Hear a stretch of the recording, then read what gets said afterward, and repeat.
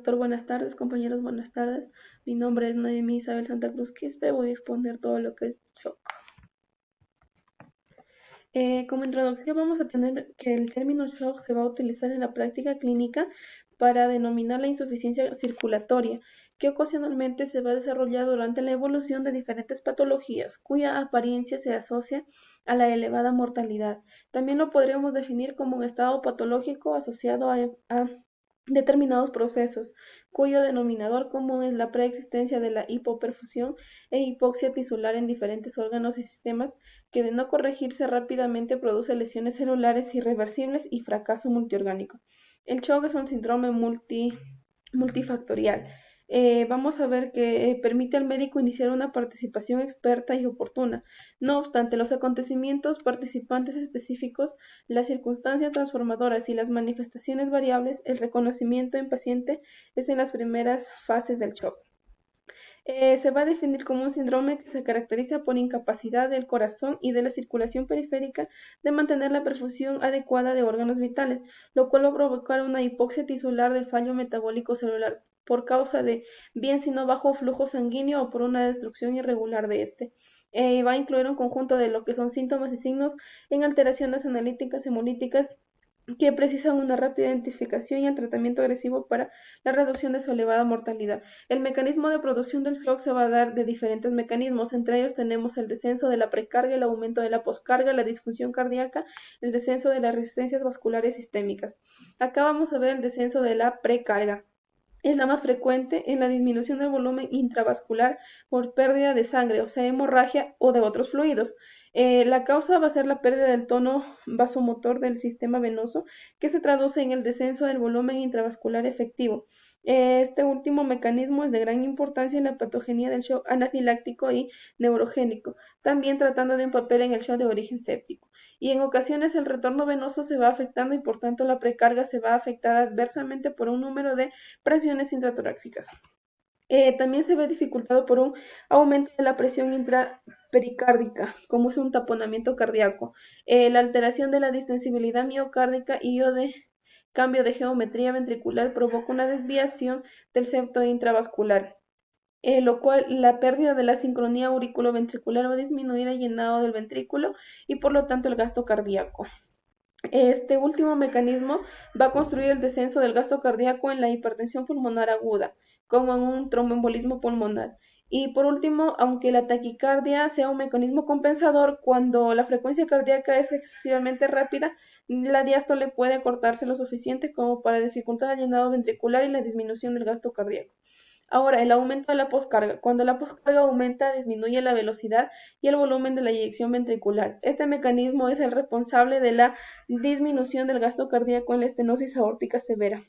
También va a producir un aumento de la carga del ventrículo derecho. Directamente de la obstrucción se pone el propio émbolo y la vasoconstricción pulmonar inducida por la liberación de mediadores como son el tromboxano y la serotonina, entre otros. Acá vemos unas imágenes del aumento de lo que es precarga, aumento de la poscarga. Luego vamos a tener la disfunción cardíaca, la disminución de la contractibilidad miocárdica a causa del infarto de miocardio, miocarditis o la presencia de algún flujo regurgitante. Se va a acompañar un bajo volumen de eyección y que puede llegar a producir el descenso de las resistencias vasculares sistémicas.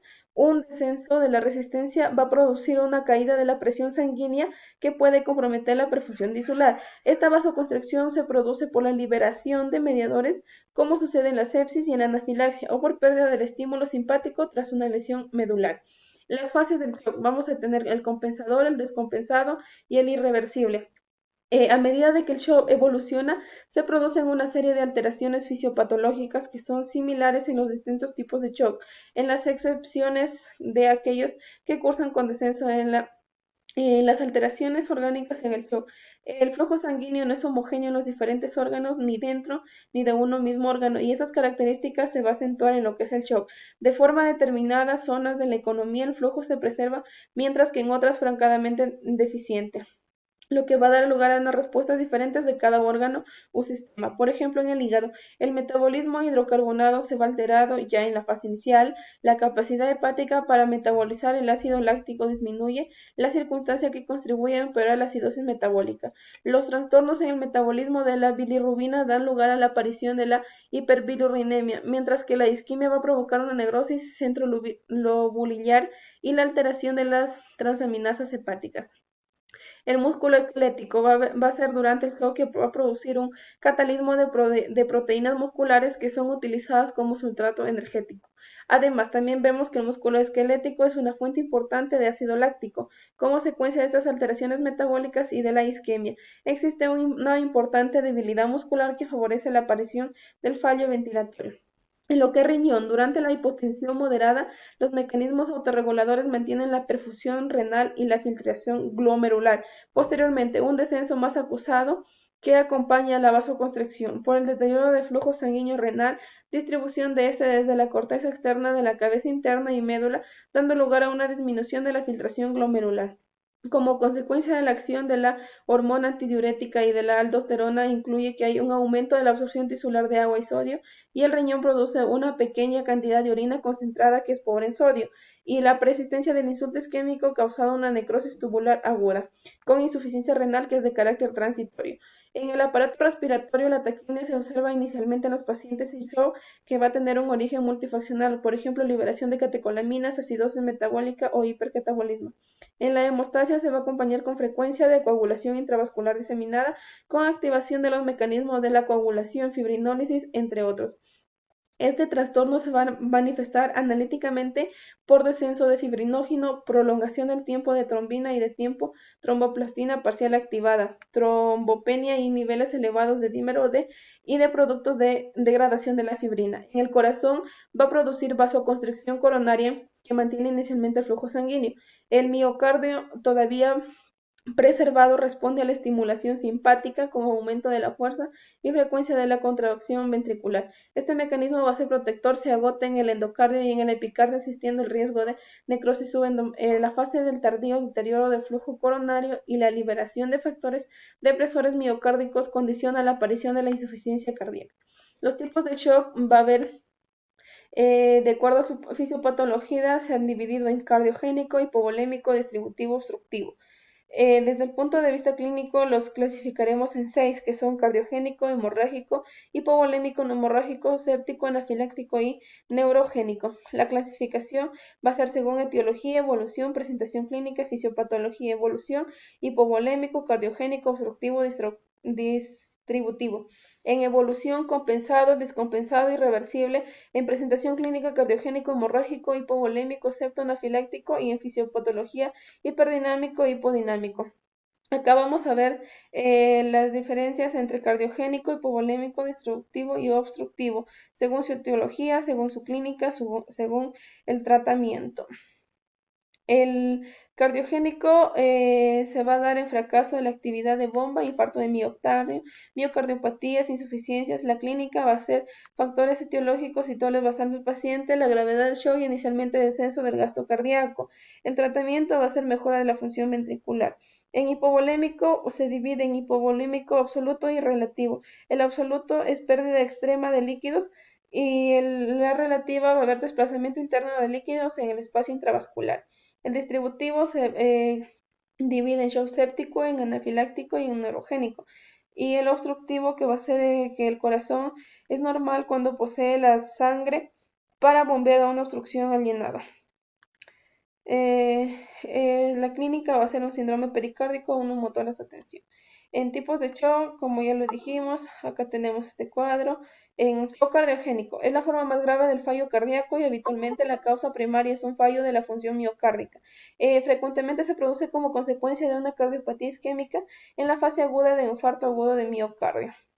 aunque en las fases finales otras cardiopatías en diversos procesos patológicos. El hemorrágico es la consecuencia de la laceración de las arterias y venas en arterias abiertas. Las hemorragias secundarias a fracturas dan de origen gastrointestinal. La disminución de la volemia como consecuencia de una hemorragia aguda puede producir un shock por la disminución de la precarga. El shock hipovolémico no hemorrágico se va a dar en determinados hipovolemia en el mecanismo fisiopatológico principal del shock. Si está bien, existe la mayoría de los pacientes con produce consecuencias de importantes pérdidas de fluido de líquido como son gastrointestinales, diuresis excesiva, fiebre elevada, falta de aporte hídrico extravasada en niveles intersticiales con formación de un tercer espacio. Y el perfil hemodinámico es similar del shock hemorrágico. El shock séptico. Las manifestaciones clínicas del shock séptico son consecuencias de la respuesta inflamatoria del huésped de los microorganismos y sus toxinas. La respuesta sistémica a la infección comienza con la activación del sistema huésped de defensa del huésped, como son los leucocitos, monocitos y células endoteliales, que forman un papel principal en la cascada inflamatoria. En el shock anafiláctico va a ser la consecuencia de reacciones alergénicas exageradas ante un antígeno. Son numerosas y capaces de producir entre ellos los antibióticos anestésicos locales, contrastes yodados antiinflamatorios. La reacción anafiláctica se va a producir como consecuencia de la exposición a un antígeno que produce inmunoglobulina E, que fija sobre las especies de los basófilos circulantes y los mastocitos tubulares del tracto. El shock neurogénico es el resultado de una lesión de una disfunción del sistema nervioso simpático. Se puede producir por bloqueo farmacológico del sistema nervioso simpático, por lesión de una médula espinal a nivel de enzima T6. El patrón hemodinámico se caracteriza por el gasto cardíaco bajo, con descanso en la precarga y disminución. Las manifestaciones clínicas vamos a tener en leve, vamos a tener taquicardia mínima, leve disminución de la presión arterial, evidencia de los vasoconstrictores periférica, en moderado taquicardia, disminución de la presión arterial, inquietud, aumento de la sudoración, palidez oliguria y en la grave taquicardia más de 120 latidos, presión arterial sistólica por debajo de 60, estupor mental, palidez externa, extremidades frías y anuria. Eh, Tenemos el gasto cardíaco, séptico, hipovolémico y cardíaco, el pulso, la piel, relleno capilares, la angurgitación yugular y la temperatura. Acá lo vamos a dividir si está normal, aumentado, disminuido, débil, lento, bajo o rápido. En el tratamiento vamos a tener que por ser el shock de proceso crítico se amenaza la vida del paciente. La actuación terapéutica debe de ser inmediata y que se supone en la mayoría de ocasiones iniciar tratamiento empírico tras formar una hipótesis etiológica inicial. En la resucitación precoz de los pacientes en shock es fundamental dado que el retraso en su corrección disminuye las posibilidades y recuperación y favorece la aparición del fallo multiorgánico. Y nos dice que va a existir también determinadas situaciones que requieren un tratamiento específico urgente, sin el que es imposible rebatir la situación del shock, como ocurre en el caso de taponamiento cardíaco, no neumotoras, atención o un TP masivo, entre otros. El soporte respiratorio, mantener la permeabilidad de la vía aérea y ventilación oxigenada, empleo precoz de la ventilación mecánica y la presencia de hipoxemia significativa. Se da soporte circulatorio, asegurar la función respiratoria y que establecer acceso venoso para la administración de fármacos que va a haber por reposición de hipovolemia. Dentro de eso vamos a tener soluciones cristaloides, soluciones coloides y fármacos cardiovasculares que van a ser los empleados en el tratamiento del shock. Las catecolaminas son las más ampliamente utilizadas y actualmente en los receptores adrenérgicos, distribuidos en vasos sanguíneos y en el miocardio. En la conclusión vamos a ver que el shock es un síndrome multifactorial que requiere de enfrentamiento sistémico para la identificación, clasificación y tratamiento adecuado. Basado en su fisiopatología se pueden reconocer 4 tipos de shock: hipovolemia distributiva cardiogénica. El shock séptico es la más frecuente de los shocks, como ya lo explicamos, y componentes tanto hipovolémico como distributivo y cardiogénico. En el servicio de la urgencia del shock se basa en la clínica primariamente y en los hallazgos de laboratorio que indiquen hipoperfusión de forma secundaria. La evaluación de urgencia destaca el llenado capilar, la diferencia de la temperatura central periférica, la medición del lactato y el estado de conciencia, la hipotensión arterial y en fenómenos asociados a la pérdida o agotamiento de la respuesta autonómica simpática normal. Por tanto, no se debe esperar que esta ocurra para hacer el diagnóstico. Ha sido toda mi exposición. Gracias.